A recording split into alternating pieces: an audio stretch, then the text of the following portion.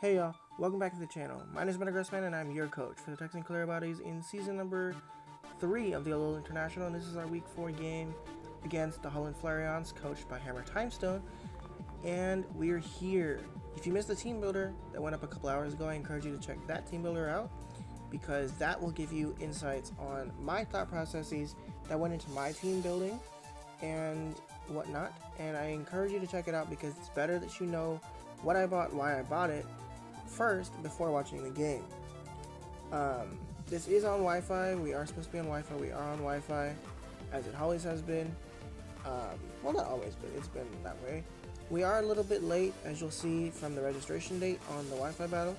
The registration date on the 7th, and it's currently, what's the date today? It is the 12th today that I'm recording this, and the reason that I'm so late is because I went on vacation right after the battle. So we had a couple days vacation. We actually left on the 8th, and I had the match on the 7th, and I had both my matches for week 4 on the 7th, so I didn't get a chance to record it, unfortunately.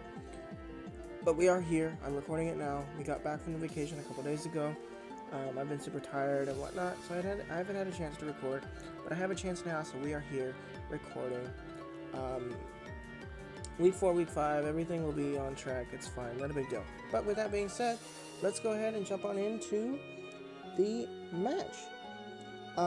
Again, like I said, I encourage you to check out the team building portion because that will insight you on this set of 6.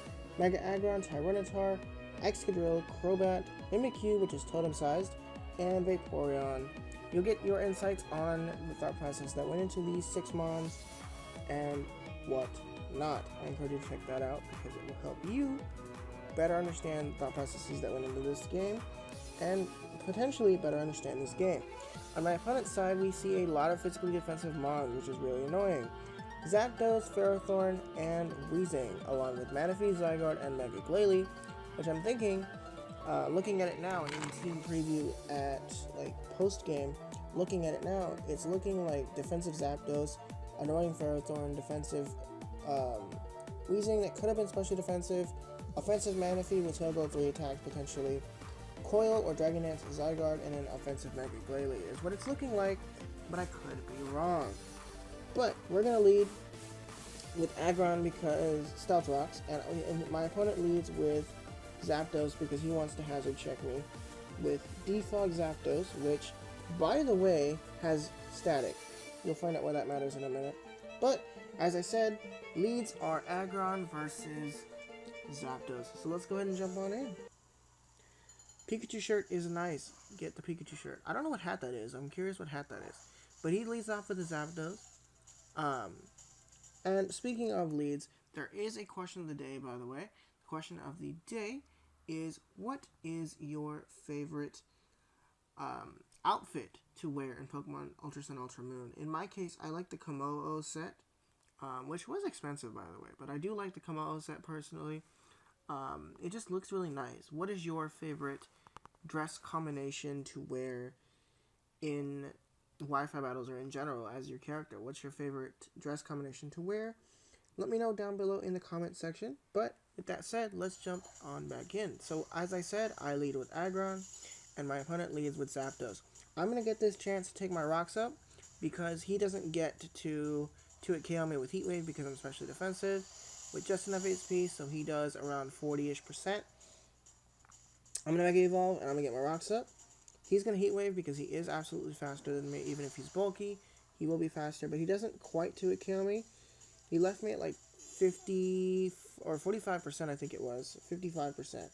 So, Stealth Rocks, he's going to defog them off because he has defog on this set, as it turns out. Mind you, that's the only defogger he has on his entire team, I believe. I'm going to get off my Avalanche. Because he didn't attack me, the Avalanche doesn't do as much as it should have, but it does do a decent 30%. With this recovery and damage output, it's telling me that that's probably defensive. The leftovers confirm the fact that he's defensive, leaving him a total of 25% damage. This set is so that offensive Zapdos that is semi-defensive gets 2-hit KO'd with an attack received Avalanche, and otherwise it does get 4-hit KO'd. So, Heat Wave is received.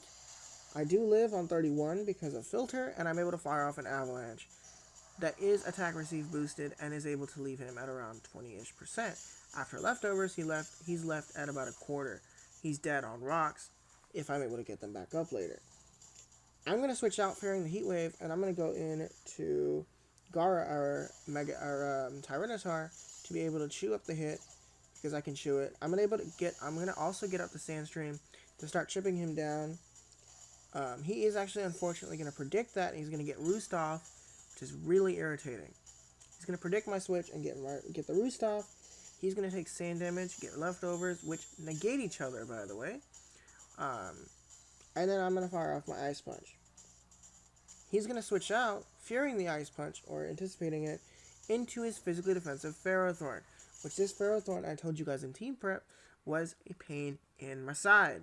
And it continues to be a pain in my side. Or in this case, a thorn in my side. I'm going to fire off the Ice Punch. Do about, 10%. Iron Bobs will do damage. He gets his leftovers recovery, which leaves him at 5% damage. Sand doesn't damage him, and so I'm forced to switch back out to my Aggron, because that Aggron does have Fire Punch on it.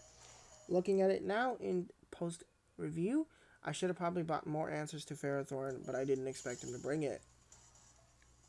He's going to get up his Leech Seed, and I'm going to forget how Leech Seed works. Unfortunately. He's going to get leftovers back. He's now at about 99% HP. He's going to switch out, anticipating the leftovers, or anticipating the play, as he gets Leech Seed recovery, leaving me at 12. Zapdos is going to come back in. I'm going to get my rocks up, which is a beautiful play on my part. Unfortunately, he predicted that and got his Zapdos in. Before that, he's going to take Sandstorm damage, and then I'm going to die to Leech Seed, as he's going to recover up with leftovers. Leech Seed is going to hit, because I forgot that Leech Seed does not end after the Pokemon that uses it dies. It ends after Pokemon switches or dies that was cast with Leech Seed. So he's going to get Leech Seed recovery.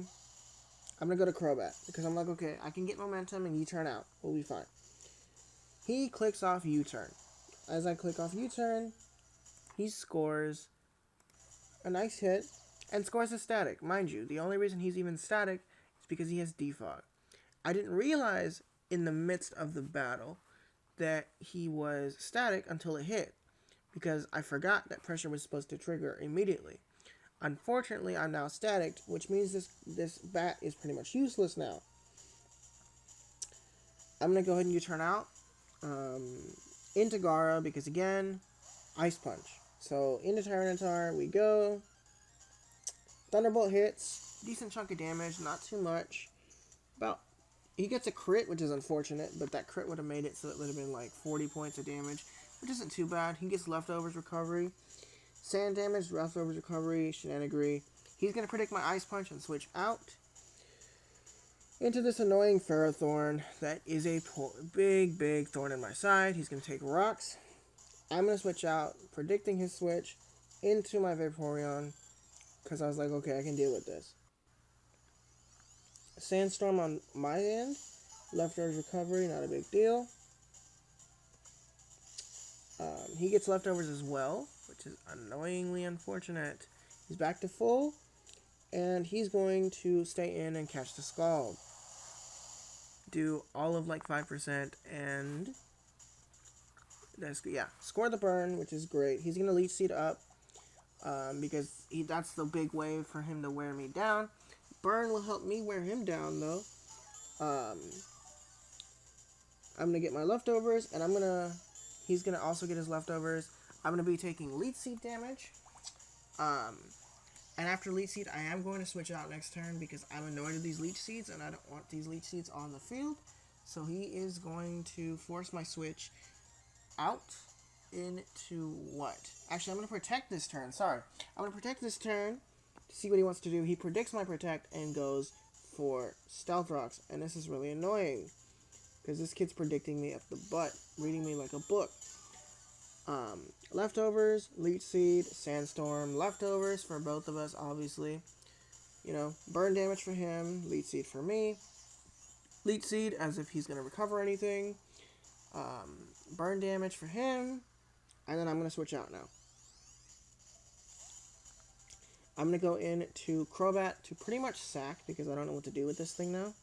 He's going to take rocks. He's going to Gyro Ball me, which is going to be even more powerful because I'm paralyzed. He's going to get leftovers, but it would have done more if he wasn't burned, but he is burned. He takes the burn damage, which is fine.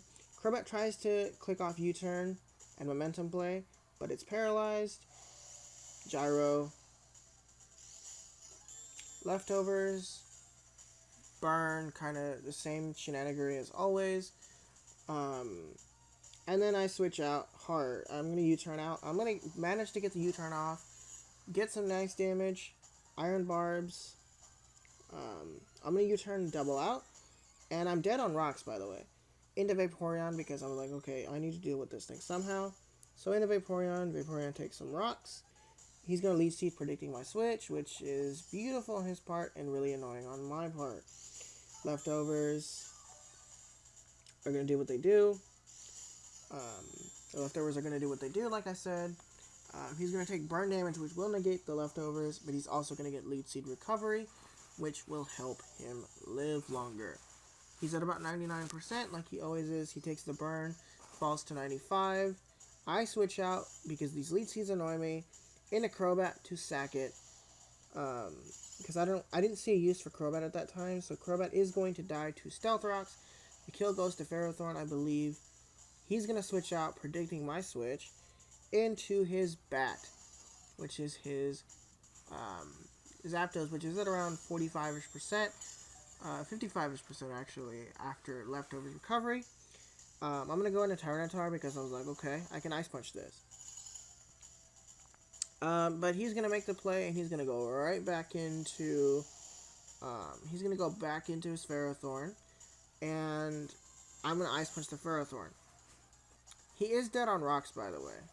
2 more times. He 2 more switches, he's dead on rocks.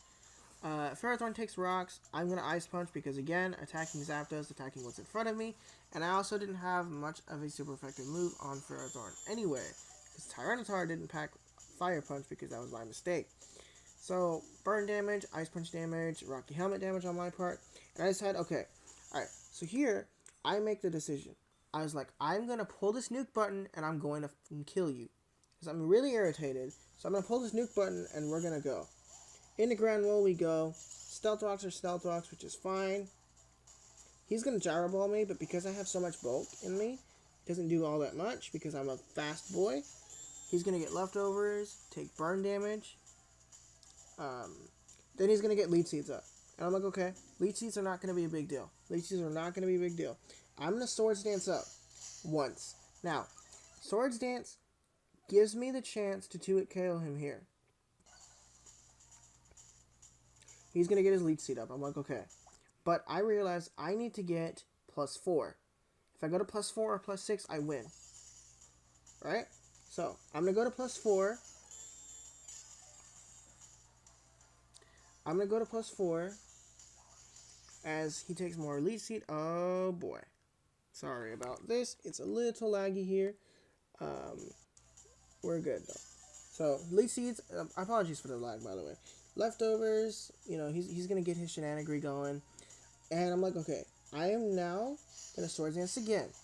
I'm now in a position where I can kill him with Earthquake. He's going to Gyro Ball me, which is, again, fine. I'm still above 50%. He gets leftovers. He takes Burn, which will kill him. Burn will negate the leftovers.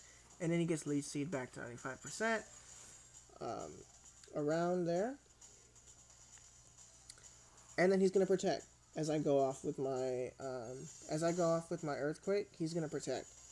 I wish right here that I clicked Swords Dance. I really wish I did, because then I would be +6, and the kill would have been guaranteed. As you'll find out. Right here, he's going to take more Leech Seeds. I'm like, okay, these Leech Seeds are a little annoying. I should probably switch, but I'm trying to get as many kills as I can. Oh boy, hold on. Alright, so, let me apologize now for the lag that is this match. It's a little laggy, and I don't know why, but it's not too bad, so I hope you guys can bear with it. But, okay, so the Shadow Claw play. That was a questionable play on everybody's accord. And let me explain my thought process that went into the Shadow Claw. The Shadow Claw here was predicting the Zapdos to come in, predicting my Earthquake to go off. Because if I clicked Earthquake, the Ferrothorn died, and the biggest thorn on my side is dead. And then I can deal with anything else. You know, like Shadow Claw, Iron Head, or whatever. I can deal with everything else after this Ferrothorn died. But predicting that, I figured he's going to preserve the Ferrothorn. Right? He's going to preserve the Ferrothorn. And he's going to, you know, keep it so that I can't kill him. So predicting the switch into Zapdos, I click Shadow Claw. Turns out he stays in. Shadow Claw does a lot of damage. It does 2 KO him because it is Shadow Claw. If I had clicked Earthquake, I would have killed him. Plus for Shadow Claw, then he's going to click Gyro Ball and he's going to kill me. After Leech Seeds, he's going to kill me. And he's going to get leftovers, and he's going to sit around 55%. Leech Seeds are going to kill me, leaving him around 60%. Y'all can kind of see where this game is going, I imagine. Leech Seeds are going to leave him around 60%. Burn will hit, leaving him at around 50%. And I'm like, okay, well, what do I do now? Because that was my win, that was my nuke. And Stealth Rocks go into Vaporeon. He's going to switch out because he's going to be a, you know, Preserver or whatever. He's going to go into Manaphy because he knows Manaphy can't take too many hits, or it can take all of Vaporeon's hits. Scald hits, which is nice. No burn. He takes the sand damage, I take the sand damage. We both are defensive, by the way, because he both reveal leftovers here. He's probably a max HP, max HP offensive, like max speed, or max, like, modest attack or whatever. And I can tell you that's modest because of the energy ball damage that's done. I don't get 2 KO'd because of my special defense EVs, but I'm going to go ahead and fire off a Toxic because I need to burn this thing, or Toxic it to put it on a timer. Sandstorm is going to vanish. Leftovers, Toxic, Protect, Toxic damage. Then I'm going to Protect on the Toxic damage on his part to try to live the next Energy Ball and stack up Toxic damage. Energy Ball hits. Leftovers. But the leftovers, unfortunately, are going to make it so the Toxic damage doesn't rack up as much as I'd like it to. But leftovers on both of our sides. Toxic damage hits. And then he's going to fire off the Energy Ball, and he's going to claim the kill with Energy Ball. Like, okay, actually he didn't. I live on 4. I'm able to fire off a Scald because I didn't see any reason to double protect. Leftovers, this is going to negate the Scald damage pretty much. And then Toxic after my leftovers. Toxic after my leftovers is going to leave him at around 55%. I'm going to protect again, I believe. Yeah, I'm going to protect again to get more leftovers and Toxic damage on him. He's going to go ahead and fire up Heal Bell. And I was like, wait, this thing gets Heal Bell now? I didn't even realize this thing got Heal Bell. It probably got Heal Bell before and I didn't know it. So, predicting my Protect, he clicks Heal Bell and he gets the Toxic damage off. He gets Toxic off on this thing, and the Ferrothorn's Burn is also cured up. So, rippy dip. It was a utility, whatchamacallit, Manaphy, which is unfortunate. Now there's no reason for me to protect because there's no Toxic damage racking up. So I'm just going to go ahead and sack because he's going to Energy Ball here and I'm going to die. Plus I couldn't protect even if I wanted to because I already protected the previous turn. So Vaporeon dies. Manaphy gets leftovers. Y'all can kind of see where this is going, unfortunately. I'm going to go into Gara to try and salvage something here. But he's just going to fire off a Scald after my Stealth Rocks and I'm going to die. Sand is going to help me though because of like sand damage, but he's going to Scald, he's going to kill me. Sand damage is going to smack him. Leftovers is going to negate it though, so it really doesn't do me any justice. And then we're going to go into my Mimikyu, which is totem size. Look at this thing. Look how big this thing is. I'm going to Swords Dance because I was like, I need to Swords Dance to do something. Literally. I need to Swords Dance to do something. He's going to Scald me. Fortunately, he's not going to score a burn, because if he did score a burn, that would be really sad. The Disguise is going to break. And then I'm going to go in Sandstorm.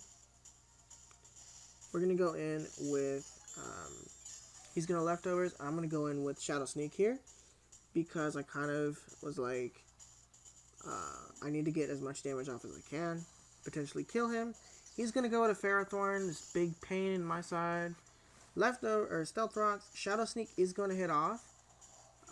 It is going to do a lot of damage. He's not going to quite die. I'm going to take Rocky Helmet, then Life Orb, then Sand damage. So I'm essentially killing myself here. He's going to get Leftovers. The burn is cured, so the burn is no longer there. He's going to switch out into his physically defensive, most likely, Weezing. He's going to take Stealth Rocks, and I'm going to Shadow Sneak. And because I'm +2, that is going to do some damage, but not a lot of it. I'm going to take Life Orb, and then I'm going to take Sand damage. And then he's going to get Black Sludge Recovery after he takes Sand. And then I'm going to Shadow Claw to try to kill him. If I had scored a crit, I would have gotten the kill, but I didn't quite get the kill. I take Life Orb, and he clicks Sludge Bomb, and he gets the kill on this thing. Which means the game is a 6-0 to my opponent, because I done prepped badly. But with that said, it is still a good game. I hope you guys enjoyed it, even though I got walked. I completely got walked over and like stepped over. You know, he didn't even bring in his Zygarde or his Glalie. Like his Mega Glalie was in base form the entire game. So I hope you guys enjoyed me getting walked over. With that said, I'm going to go ahead and see you guys in our Week 5 game. Until then, though, this is your coach for the Texan Clearbodies, and my name is Man, and I'll see you next time. Bye, y'all.